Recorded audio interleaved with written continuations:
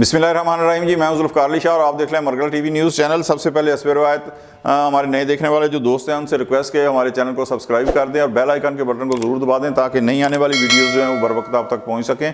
और अगर हमारी वीडियो आपको अच्छी लगे तो लाइक के बटन को दबा दें और दोस्तों तक शेयर कर दें ताकि उन तक भी हमारी वीडियोज़ जो हैं वो आप पहुँच सकें।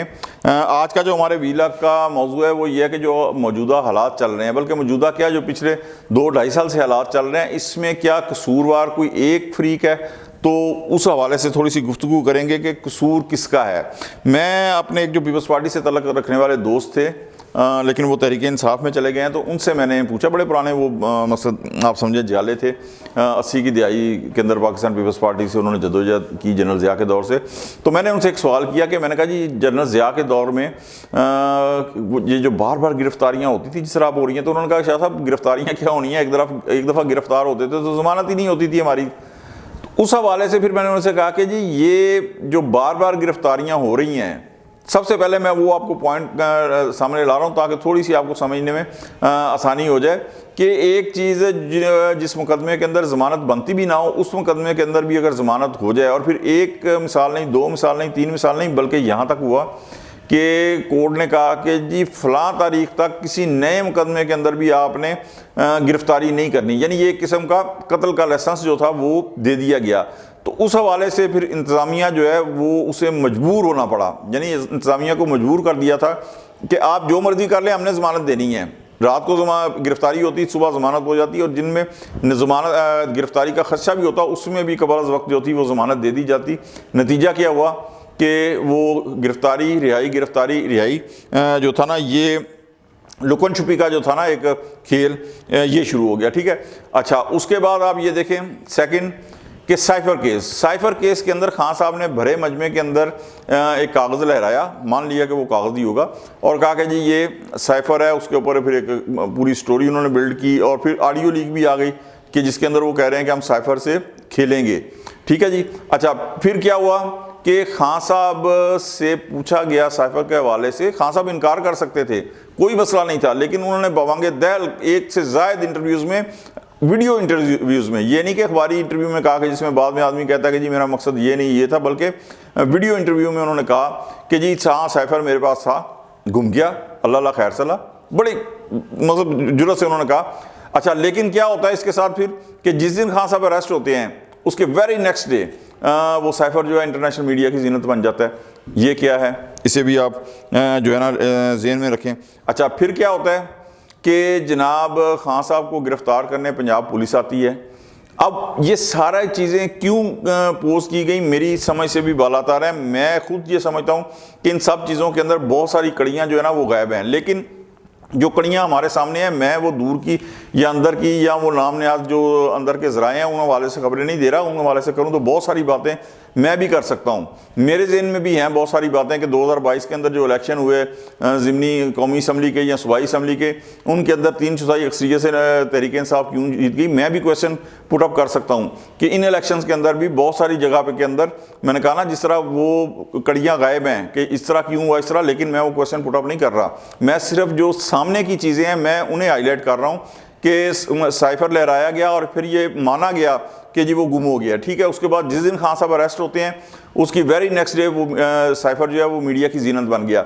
अब अगर असम्बली के अंदर उमर अयूब साहब जो कायदे हिज़्ब इख्तिलाफ हैं वो अपनी पहली तकरीर के अंदर ही ये कहते हैं कि जनाब ये तो किसी ब्यूरोक्रेट से गुम हुआ है, तो फिर बिलावल साहब ने सही उसका जवाब दिया है कि जनाब जब खान साहब खुद इस चीज़ को एक्सेप्ट कर रहे हैं कि मुझसे गुमा है, तो फिर उसके बाद कोई बात रह नहीं जाती कि आप ये कहें कि जी वो ब्यूरोक्रेट से, उन्होंने खुद एक्सेप्ट किया है। ठीक है, क्यों एक्सेप्ट किया है मुझे नहीं मालूम। ठीक है जी, अच्छा, फिर जिस तरह मैंने कहा कि खान साहब को पंजाब पुलिस अरेस्ट करने जाती है, 23 घंटे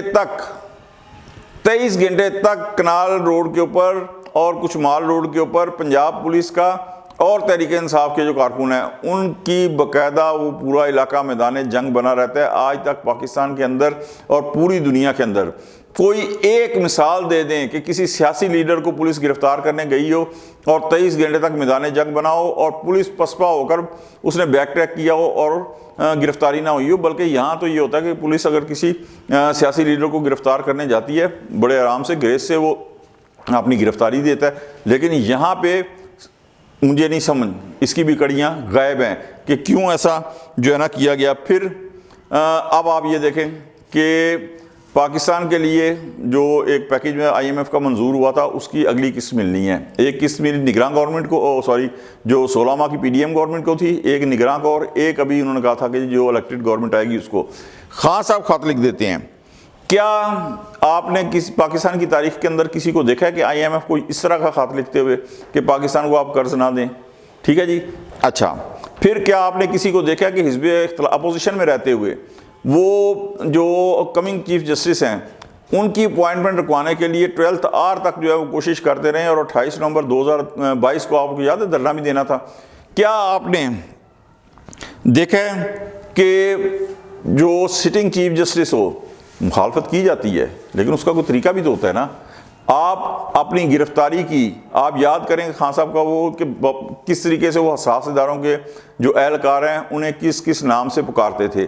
تو یہاں پہ آگے بڑھنے سے پہلے میں آپ کو ایک چیز بتا دوں کہ جب آپ آنے والے آرمی چیف کی اس طرح مخالفت کریں گے، حساس ادارے کے آفیسروں کے مختلف نام رکھیں گے جو کسی طریقے بھی مقصد مہذب معاشرے میں جائز نہیں ہے، تو دوسروں کی طرف سے پھر پھولوں کے ہار کی توقع آپ نہ کریں، وہاں سے بھی تو پھر اسی طرح کا ریئیکٹ آئے گا نا آپ کے خلاف۔ ٹھیک ہے جی۔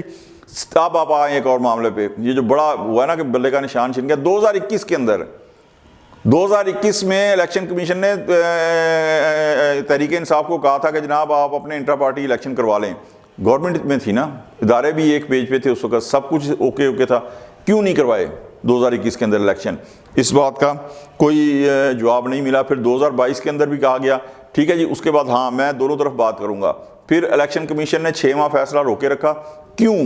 یہ بالکل کویسچن ہے بہت بڑا کہ کیوں رکھا گیا؟ ہر چیز کے اندر تحریک انصاف کا ایکٹ اور پھر جو دوسری طرف سے ریئیکٹ آتا ہے، یا ادھر سے ایکٹ جو ہوتا ہے اور تحریک انصاف کی طرف سے جو ریئیکٹ آتا ہے، وہ ایک تنازع کیوں کھڑا ہو جاتا ہے؟ یہ میں اس چیز کے اوپر آج بات کر رہا ہوں کہ یہ ساری چیزیں، بہت ساری کڑیاں جو ہے نا غائب ہیں، یہ کب ملیں گی؟ ابھی اس کے بعد میں آپ کو تھوڑی بتاتا ہوں۔ اچھا جی، الیکشن سے پہلے آپ کو یاد ہے جی باتیں آ رہی تھی کہ پلان اے بی سی ہے تحریک انصاف کے پاس، اٹس اوکے۔ اچھا، مجلس وحدت المسلمین نے 1 سیٹ جیتی اور انہوں نے اپنی ترجیحی جو وہ اقلیتوں کی اور خواتین کی نشستیں تھیں ان کی فہرست دی، ایک نام تھا شاید سنی اتحاد کونسل سے، آپ اس میں شامل ہو جاتے نا۔ سنی اتحاد کونسل نے کوئی لسٹ نہیں دی اور باقاعدہ خط لکھا کہ ہمیں یہ نشستیں نہیں چاہیے۔ جب دوبارہ ہوا نا تو الیکشن کمیشن نے یوں کر کے دکھایا کہ جی یہ آپ کا خط ہے، اب بتائیں ہم کیا کریں۔ تو یہ اس جماعت میں کیوں شامل ہوئے ہیں جس نے اپنی لسٹیں ہی جمع نہیں کرائی ہوئی تھی، کیونکہ اگر ایک نام بھی دے دیا جاتا تو اس کے اندر ایکسٹینشن ہو سکتی تھی، وہ فہرست بڑھ سکتی تھی لسٹ، لیکن آپ نے سنی اتحاد کونسل میں جانا جو ہے نا وہ پسند کیا، بجائے اس کے کہ آپ مجلس وحدت المسلمین یا کسی ایسی جماعت میں جاتے۔ اور اگر سنی اتحاد کونسل میں جانا ہی تھا تو پھر انہیں کہتے کہ آپ وہ بھی کوئی اپنی فہرست جو ہے نا وہ جمع کرا دیتے۔ یہ سب کیا ہے؟ کیا یہ خود اعتمادی ہے یا کچھ اور ہے؟ میرا خیال یہ ہے کہ تحریک انصاف باقاعدہ ماحول ایک بناتی ہے، اس کے بعد اس ماحول کے اندر وہ خود ہی نہیں ہے بلکہ جو کچھ اور بھی قوتیں ہیں وہ جس طرح میں نے کہا نا، ادھر سے ریئیکٹ ہوتا ہے تو ادھر سے ایکٹ ہوتا ہے، تو ادھر سے ریئیکٹ ہوتا ہے، ادھر سے ایکٹ ہوتا ہے تو ادھر سے ریئیکٹ ہوتا ہے۔ یہ سارا مل ملا کے ایک ماحول پیدا کرتے ہیں، اور وہ ماحول کیا ہے؟ وہ انتشار کا ماحول ہے۔ اور یہی وجہ ہے کہ شاید اسی تناظر کے اندر میاں شہباز شریف جو وزیر اعظم پاکستان ہیں انہوں نے بھی بیان دیا ہے کہ ایک خفیہ سازش کے تحت جو ہے پاکستان کی اکانومی کو تباہ کیا جا رہا ہے، اس لیے کہ جب تک سیاسی استحکام کسی ملک میں نہیں آئے گا اس وقت تک معاشی استحکام کی منزل حاصل کسی طور پہ بھی نہیں کی جا سکتی۔ لہٰذا امید تو کی جا سکتی ہے کہ پاکستان کے اندر انشاءاللہ آنے والے دنوں میں سیاسی استحکام آئے گا، اور جو سٹنگ گورنمنٹ ہے وہ اس حوالے سے کوشش بھی کرے گی، کیونکہ اس سے بڑھ کر میرے حال میں پاکستان کے لیے کار خیر اور کوئی نہیں ہوگا۔ تو یہ سیاسی استحکام لازم و مظلوم ہے، اس کے بغیر معاشی استحکام نہیں آ سکتا۔ تو آج کے لیے اتنا ہی، اگلے ویلاگ تک کے لیے ذوالفقار علی شاہ کو اجازت دیں، اللہ حافظ۔